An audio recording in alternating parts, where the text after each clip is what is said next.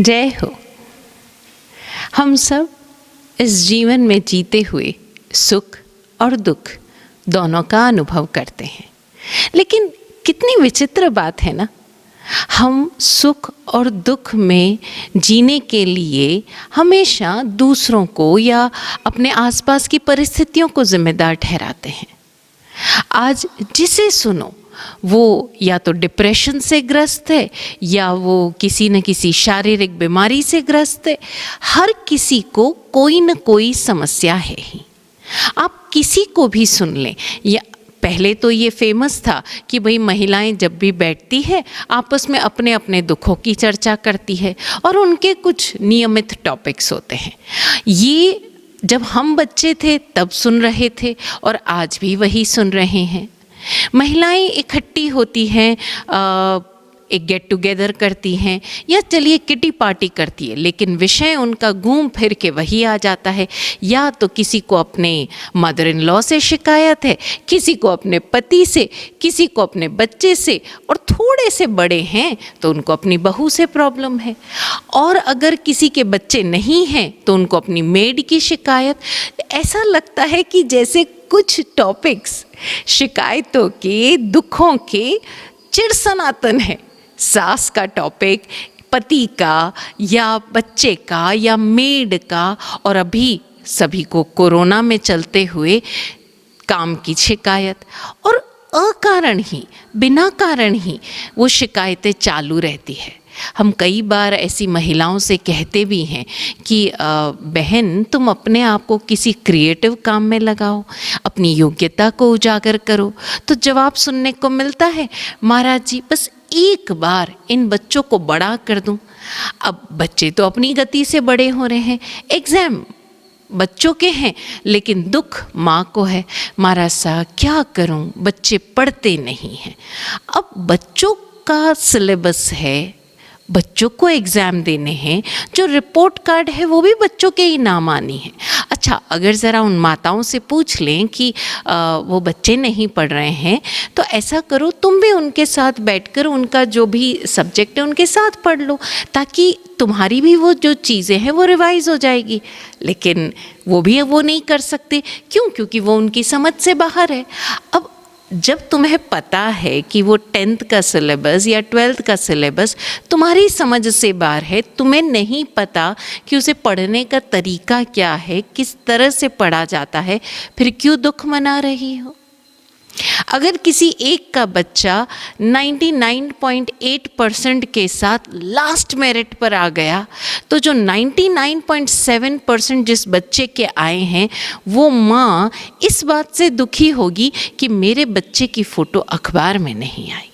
अब देखा जाए तो 99.7% खुशी मनाने लायक बात है, आपका बच्चा इतना इंटेलिजेंट है।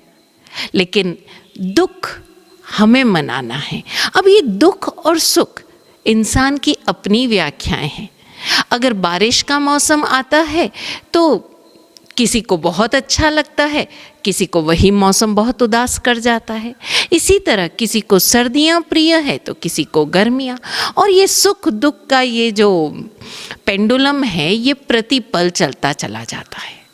अब सवाल ये है कि सुख और दुख को हम करें क्या, क्योंकि हर व्यक्ति सुखी होना चाहता है। आप लोगों ने कहानी तो सुनी होगी, बड़ी फेमस कहानी है कि एक व्यक्ति को एक कोई दीपक मिल गया, या चलिए कोई जिन्न मिल गया है ना। तो उस जिन्न ने कहा कि मैं तुम्हारी आशा पूरी करूँगा, बहुत बहुत धन्यवाद, आप मेरी हर आशा पूरी करेंगे। लेकिन साथ में उस जिन्न ने एक और चीज़ जोड़ दी कि भाई जितना मैं तुम्हें दूंगा उससे दुगुना मैं तुम्हारे पड़ोसी को दूंगा। यही दुख का कारण बन गया, क्योंकि हमें जितनी आवश्यकता है हम उतना मांग रहे हैं, हम खुश हैं, लेकिन उससे दुगना हमारे पड़ोसी को मिल रहा है और वो भी बिना मांगे। ये सबसे बड़ी प्रॉब्लम, ये सबसे बड़े दुख का कारण। हमें जो सुख प्राप्त हो रहे हैं और अनायास, बिना मांगे, बिना कुछ किए, बिना किसी एफर्ट्स के, बिना किसी इन्वेस्टमेंट के, हम उस पर ध्यान नहीं देंगे। हम किस पर ध्यान देंगे? हमारे पड़ोसी को दुगना क्यों मिल रहा है। और आखिर में हुआ क्या कि उस व्यक्ति ने बड़ी सोच समझ कर कहा कि ऐसा करें जिन भाई, मेरी एक आंख फोड़ दें। क्यों? क्योंकि पड़ोसी की दो फूटेगी ना। तो हम अपने सुख को किस तरह देख रहे हैं और हम अपने दुख को किस तरह देख रहे हैं। तो ये सुख और दुख का मापदंड क्या? उस व्यक्ति की एक आंख फूटने वाली है, इसका उसे दुख नहीं है, लेकिन पड़ोसी की दो आंखें फूटेगी, इस बात का उसे दुख है। उसके घर में रत्न, हीरे, जवाहरात, व्हाटएवर एनीबडी कैन विश, उतना सारी सुख समृद्धि बिना कारण आ रही थी, लेकिन वो इस कारण सुखी नहीं था। परेशानी क्या थी कि पड़ोसी के घर में वही चीज़ दुगनी आ रही थी। तो ज़रा हम देखें हमारी ये सुख और दुख की व्याख्याएं क्या हैं, और ये व्याख्याएं ही हमें परेशान करती हैं। महावीर वाणी कहती है, जाने तुम दुखम पतेयम सायम, यानी अपने अपने सुख दुख को जानो, प्रत्येक के सुख दुख को जानो, और जैसे जैसे आप ये जानते जाओगे उसको उसी के अनुसार स्वीकार कर पाओगे। ज़रा हम देखें अपने आसपास कि लोग क्यों दुखी हैं। अच्छा, आसपास तो छोड़ें, हम अपने आप को देख लें। सबसे सीधा सरल तरीका है कि हम हमेशा जब भी किसी और को दुखी देखें, ज़रा एक पल के लिए तुरंत से खुद को देखें कि क्या मैं दुखी हूँ, मेरे पास क्या ये चीज़ मौजूद है, और अगर मौजूद है तो धन्यवादी हो जाएं। अभी कुछ दिनों पहले की घटना है, इससे कोविड से, लॉकडाउन से पहले की घटना। एक जो होटल का मालिक था, नया नया होटल तो नहीं था उसका, हो चुके थे 2-3 साल उसको। तो ऐसा होता है ना कि जब नया नया कोई रेस्टोरेंट खुलता है, कोई होटल खुलता है, तो सभी लोग उत्सुकतावश उस रेस्टोरेंट की तरफ भागते हैं, वहाँ का खाना टेस्ट करने के लिए, उसका पहली बार एक्सपीरियंस लेने के लिए। तो उसके होटल के बाहर भी खूब भीड़ रहती थी, उस रेस्टोरेंट के बाहर खूब भीड़ रहती थी, और वो रेस्टोरेंट भी हमेशा भरा रहता था। तो ऐसे ही कुछ समय गुजर जाने के बाद वो एक जो व्यक्ति है वो आया वहाँ पर, उसका जो मित्र था वो वहाँ पर आया, बड़ा दुखी था। बोले, क्या बात है, तुम दुखी क्यों हो? बोले, क्या बताऊँ यार, मेरा जो धंधा है ना, बड़ा दिन ब दिन गिरता चला जा रहा है। दोस्त चौंका, तुम्हारा धंधा और गिरता चला जा रहा है, कैसे? बोले, तुम्हें पता नहीं है, दिन ब दिन कम से कम समझो 80% की कटौती हो गई है। अब वो जो मित्र था वो तो बहुत ज़्यादा चौंका, 80% की कटौती कैसे हो गई? तुम्हारा होटल तो पूरा भरा है, अंदर देखो एक भी रूम खाली नहीं, और जो तुम्हारा रेस्टोरेंट है वहाँ तो बैठने तक की जगह नहीं है। यहाँ तो लिखा हुआ है बाहर, नो वैकेंसी, तुम रूम्स दे ही नहीं सकते, और जो रेस्टोरेंट है उसमें लोग वेटिंग में खड़े हैं, और फिर तुम कह रहे हो 80% धंधा गिर रहा है। अरे तुम उसकी छोड़ो, पहले मैं 100 कस्टमर्स को लौटाता था और अब मुश्किल से 15-20 को लौटा पा रहा हूँ। यही हालत है। जो भरा है उसके लिए हम ग्रेटफुल नहीं हैं, उसके लिए हम आभारी नहीं हैं, लेकिन जो लौटाए जा रहे हैं कस्टमर्स, उसको देखकर हम अपनी गिरावट का अंदाज़ा लगा रहे हैं। जब 100 लौटा रहे थे तब हम खुश थे, अब 20 लौटा रहे हैं तो हम खुश नहीं हैं। हमें लगता है 100 की बजाय 20 लौटाना यानी हमारा ग्राफ गिरना। लेकिन जो रेस्टोरेंट भरा हुआ है, जो होटल के रूम्स भरे हुए हैं, उसके लिए ग्रेटफुलनेस हमारे भीतर नहीं। और ऐसा हमेशा हमारे साथ होता है। हमें जो चीज़ें अनायास मिल जाती है उसके लिए हम धन्यवादी नहीं होते, उसके लिए हम हमेशा ही ऐसा फॉर ग्रांटेड ले लेते हैं। एक बड़ा प्यारा किस्सा कहीं पढ़ने को मिला। एक भिखारी था, उस भिखारी, उसके जैसे और भी कई भिखारी थे, उस छोटे से टाउन था, गांव तो क्या कह सकते हैं, टाउन था।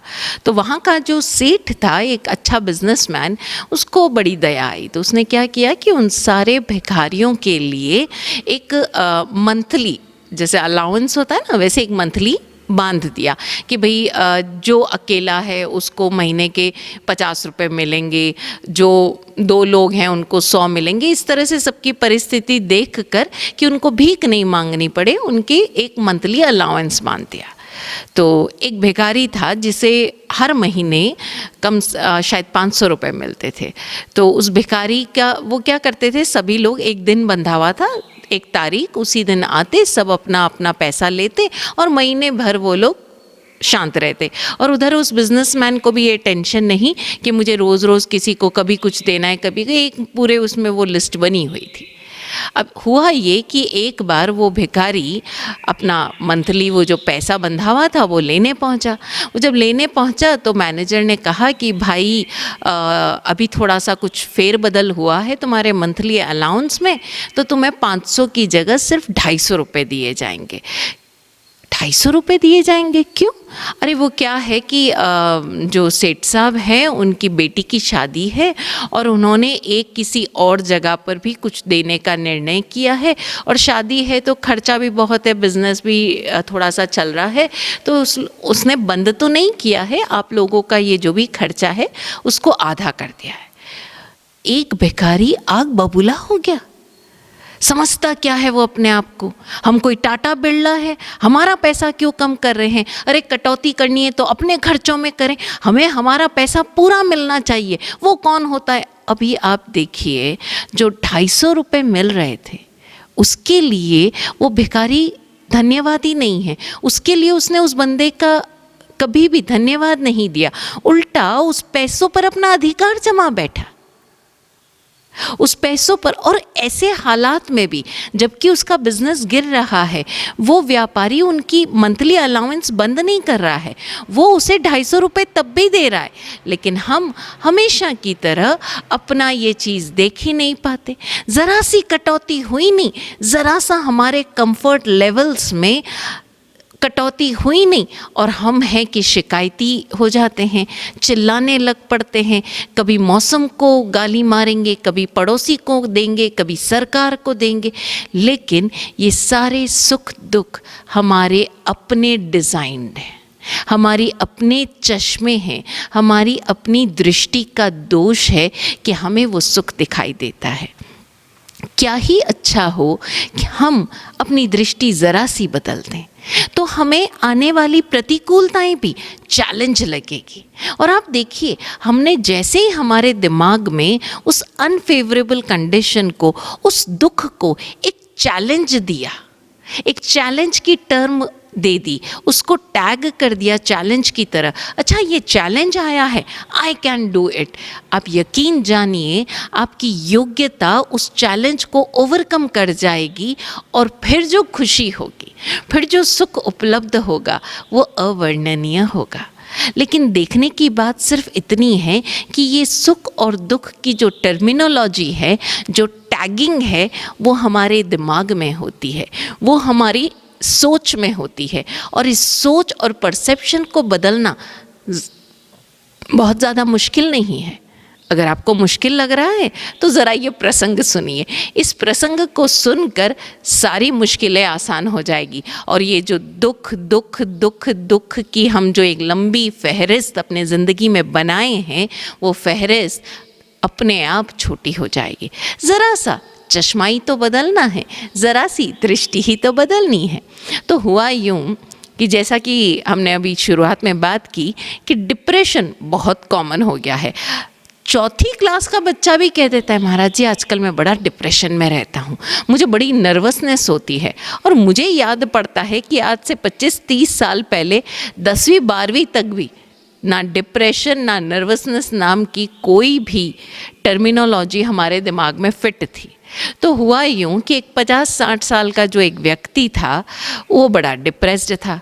आखिर थक हार कर समझाने के बाद भी जब वो समझा नहीं, तो उसकी जो पत्नी है उसने एक काउंसलर की अपॉइंटमेंट ली, और वो काउंसलर लकीली एस्ट्रोलॉजर भी था। तो उस पत्नी ने उसकी अपॉइंटमेंट ली और अपने पति को लेकर गई। पति को लेकर गई, इससे पहले भी कई सारे काउंसलर से अपॉइंटमेंट हो चुकी थी, लेकिन इलाज निकला नहीं था। तो उसने जाकर अपने उस काउंसलर से कहा, उसकी पत्नी ने, कि सर हमने बहुत सारे काउंसलिंग अपॉइंटमेंट्स कर लिए, इनको बड़ा डिप्रेशन है, आप एक काम कीजिए, इनकी बर्थ डिटेल्स लीजिए और ज़रा कुंडली देखकर बता दीजिए कि कब ये शांत होंगे, कब ये मस्त होकर जीवन जी पाएंगे, इनकी ऐसी कौन सी दशा चल रही है जिससे ये इतना डिप्रेशन में है। अक्सर लोग यही तो करते हैं। देखिए ज़रा, हमने कितनी बार ऐसा किया है, जैसे ही हम थोड़े उदास हुए, मायूस हुए, फ़ौरन हम दौड़ेंगे एस्ट्रोलॉजर के पास और उन्हें बोलेंगे हमारा भविष्य बताओ। अरे भविष्य तो बाद में, पहले वर्तमान में तो हम मुस्कुराने की कोशिश कर लें, लेकिन ऐसा हम करते नहीं। तो खैर, उस एस्ट्रोलॉजर ने सुना उसकी पत्नी को और बोला आप ज़रा कैबिन के बाहर इंतज़ार कीजिए, मैं इनसे बात कर लेता हूँ। और सारी जन्मतिथि डिटेल्स सब कुछ नोट डाउन कर ली। नोट डाउन करके वो पेपर एक तरफ रख दिया और पूछा भाई साहब से कि भाई साहब तकलीफ़ क्या है। अरे सर क्या बताऊं, इतना स्ट्रेस है, इतना टेंशन है, बिज़नेस है, लेकिन क्या करूं, वर्कर्स काम नहीं करते, लेबर टाइम पर आती नहीं, इतना टेंशन। इधर देखो तो मैनेजर्स हैं तो वो छुट्टी पर छुट्टी लिए जाते हैं, कभी किसी की माँ बीमार, कभी किसी की बीवी बीमार, कभी किसी के बच्चों की शादी। मैं तो तंग आ गया हूँ। बच्चे की एजुकेशन की चिंता, पता नहीं डिग्री कौन सी कॉलेज में लेंगे, उस कॉलेज में एडमिशन की टेंशन, उनके एंट्रेंस टेस्ट की टेंशन, फिर कल को वो डिग्री मिल जाएगी तो उनको सेटल करने की टेंशन। इधर मैं एज में आ रहा हूँ तो अब मेरे पास इतना इन्वेस्टमेंट नहीं, मुझे घूमने भी जाना है। अभी तक तो मैं कहीं अपने शहर से बाहर घूमने नहीं गया, मुझे तो वर्ल्ड टूर पर जाना है। वर्ल्ड टूर पर जाना है तो उसके लिए पैसा भी तो बचाना पड़ेगा। और वो बोलता गया बोलता गया बोलता गया। काउंसलर्स की एक बड़ी खासियत होती है कि वो व्यक्ति को बोलने देते हैं और जब तक वो चुप ना होना चाहे उनकी सारी परेशानियां सुनते हैं। ये काउंसलर भी बड़ा समझदार था, वो सुनता गया और वो सारी चीज़ें नोट डाउन करने का नाटक भी करता रहा। जब वो रुक गया, एक गिलास पानी पिलाया और पूछा कि ऐसा कीजिए, मैंने अभी आपकी प्रेजेंट कंडीशन तो सारी जान ली है, आप ऐसा कीजिए मुझे ये बताइए आपकी प्राइमरी एजुकेशन कहाँ हुई थी। उस बंदे ने बताया। बोले स्कूल का नाम क्या था। उस स्कूल का नाम उसने बहुत बड़े बड़े अक्षरों में अपने नोटपैड पर लिखा। ठीक है, फिर आपने वहाँ कब तक पढ़ाई की। बोले मैं पहली कक्षा से 5वीं कक्षा तक उस स्कूल में पढ़ा। ठीक है, वहाँ के कुछ मित्र वगैरह याद हैं। हाँ, एक दो तो याद है मुझे, लेकिन बाकी 3-4 से कांटेक्ट में हूँ, पर बहुत ज़्यादा लोग मुझे याद नहीं। ओके, स्कूल, जिस स्कूल में उसका बचपन गुजरा था वो बड़ी रेप्यूटेड स्कूल थी, तो स्कूल में करीब 4-5 सेक्शन थे। तो उसने कहा कि आप ऐसा कीजिए, आपकी एक काम आपको करना है, मैं आपको बाकी सारी जो एक्सरसाइजेज है वो तो देता ही हूँ, लेकिन एक जो मेजर एक्सरसाइज आपको करनी है वो ये कि ये आप अपनी स्कूल जाइए और वहाँ आप जब 3री कक्षा में पढ़ते थे उस कक्षा का रजिस्टर निकलवाइए, डिटेल्स निकलवाइए और सारे सेक्शंस की, अगर आप अमूमन मान लीजिए कि जितने भी बच्चे थे उन सारे की डिटेल्स निकलवाइए और 1 महीने तक अपने उन सारे जो क्लासमेट्स हैं उनका हाल चाल जानिए। जैसे ही आप उनका हाल चाल जान लोगे और वो सब नोट डाउन कीजिएगा आप और आइए मेरे पास। ठीक है, गया वो व्यक्ति। 3-4 सेक्शन जितने भी थे मिलाकर लगभग 200 लोग थे। 200 में से 1 महीने में लगभग वो 100-125 लोगों की जानकारी इकट्ठी कर पाया। और जब वो इकट्ठी कर रहा था और उसकी डिटेल्स बना रहा था, उसने खुद ही नोट कर लिया कि उस 100-125 में से 5-10 व्यक्ति तो मर चुके थे, 7-8 उसकी ऐसी मित्र थीं जिनके पतियों की डेथ हो चुकी थी, 1 आध की पत्नी गुजर गई थी, कुछ एक इतने ज़्यादा लॉस में थे कि आप समझ लीजिए गरीबी रेखा के ही नीचे थे। 1-2 लोग इतने ज़्यादा अमीर हो चुके थे कि उनकी ज़िंदगी में कोई शांति नहीं थी। कुछ एक लोग इतने नशेड़ी हो चुके थे, 4-5-10 लोग, कि उनसे बात करना भी मुहाल था। कुछ एक ने एक्सीडेंट्स में अपने रीढ़ की हड्डी या हाथ पैर कुछ तो भी तोड़वा दिया था, जिसके कारण वो बिस्तर पर थे। 5-10 लोग अलग अलग प्रकार के कैंसर से पीड़ित थे। कुछ के बच्चे इतने नाकारा आवारा थे कि वो उस एज में भी उन बच्चों की देखभाल खुद कर रहे थे, और इस तरह से वो एक लंबी फहरिस्त बन गई थी। जब वो रिपोर्ट वो पेश कर रहा था उस काउंसलर के सामने, उस रिपोर्ट को पढ़ने से पहले ही उस काउंसलर ने पूछा, अब आप कैसा फील कर रहे हो? चेहरा तो उसका कुछ बयां कर ही रहा था, लेकिन उसने बोल कर भी कहा, सच बताऊं तो इन सारे ही सहपाठियों से मिलकर मुझे बहुत अच्छा लग रहा है। ईश्वर की दया से मैं जिंदा हूँ। एक मेरी प्रेम करने वाली, मेरा ख्याल रखने वाली मेरी पत्नी है, और मेरे बच्चे भी इतने समझदार हैं, इतने मैच्योर हैं कि वो अपने जीवन में खुद कुछ ना कुछ तो कर ही लेंगे। मेरी फैक्ट्री में मेरे वर्कर्स इतना तो काम कर रहे हैं कि मैं अपना बहुत आराम से खर्चा पानी चला पा रहा हूँ, मेरे बच्चे पढ़ रहे हैं, समाज में मेरा नाम है, मुझे किसी प्रकार की कोई बीमारी नहीं, कोई कैंसर या डायबिटीज़, हार्ट, कहीं कोई प्रॉब्लम नहीं है। तो फिर आप बताइए कि आपको इलाज की आवश्यकता है? तो उस व्यक्ति ने मुस्कुराकर कहा, इलाज तो आप पिछले 1 महीने से मेरा कर ही रहे हो। मैं जैसे जैसे अपने उन सारे क्लासमेट से मिला, मुझे महसूस होता गया कि मैं कितनी बेहतर स्थिति में हूँ। सही है ना? जब भी हम भी ऐसा कर सकते हैं, जब भी हमें किसी कारण से दुख महसूस हो अपने ज़िंदगी में, मेरा पति ऐसा या मेरी पत्नी ऐसी या मेरे बच्चे ऐसे, मेरी सास ऐसी, ज़रा आप भी मशक्क़त कर लीजिएगा। चलिए अपने 3rd क्लास के रजिस्टर में जो नाम है क्लासमेट्स, उनका हालचाल ढूंढने के लिए भले ही आप ना जाएं, लेकिन कम से कम अपने आसपास अपनी एज ग्रुप के 50 लोगों की लिस्ट बनाकर देख लीजिए कि उनके जीवन में कितने दुख हैं। और अगर आप वाकई ये बना पाए और चीज़ों को सही दृष्टि से देख पाए, तो यकीन जानिए चश्मा बदल जाएगा। और जैसे ही ये बदला, हमें समझ आ जाएगा कि हमारे सुख दुख हमारी अपनी व्याख्या है। और कभी कोई आपको व्यक्ति सामने दुखी मिल भी जाए, तो उसका दुख दूर करने के लिए उसे भाषण देने की या उपदेश देने की आवश्यकता नहीं है। मात्र उसको सुन लीजिए, क्योंकि आप भी जानते हैं कि उसका दुख उसकी व्याख्या है। इसलिए सुख और दुख को सिर्फ 2 चश्मों की तरह हम देखें, और जो मिल रहा है उसके लिए आभारी हो जाएं। इस संपूर्ण सृष्टि से प्रत्यक्ष अप्रत्यक्ष मिल रहे सहयोगों के लिए धन्यवादी हो जाएं। ओम शांति। जय हो।